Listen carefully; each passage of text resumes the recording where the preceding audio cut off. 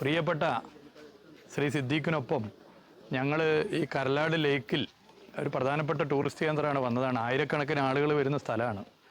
ചൂരൽമല ദുരന്തം ചില തെറ്റായ പ്രചരണം വന്നു. വയനാട് ദുരന്തം അങ്ങനെ വയനാടാകെ എന്തോ കുഴപ്പമെന്നുള്ളൊരു പ്രചരണം വന്നു. ഒരു കുഴപ്പവും വയനാടിനില്ല. വയനാട് സേഫാണ്.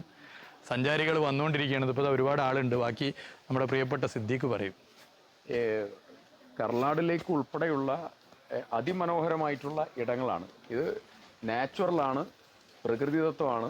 ഏറ്റവും മനോഹരമായിട്ടുള്ള പിന്നെ മലകളും അതുപോലെ വൈൽഡ് ലൈഫും എസ്റ്റേറ്റുകളും കാടുകളും ഒക്കെയായി കാലാവസ്ഥയും ഒക്കെയായി ഏറ്റവും മനോഹരമായിട്ടുള്ള ഇടമാണ് വയനാട്.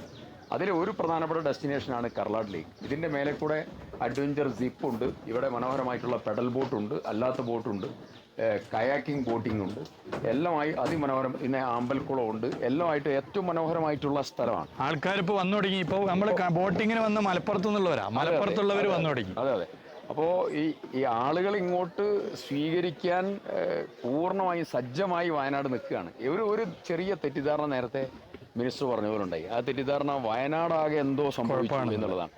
ഇത് സംഭവിച്ച വയനാടിലെ 3 വാർഡുകളാണ് മേപ്പാടി പഞ്ചായത്തിലെ. അപ്പോൾ അതിന്റെ വേദന തരണം ചെയ്യാൻ സർക്കാരും ജനങ്ങളും എല്ലാവരും ഒന്നിച്ചു പോവാണ്.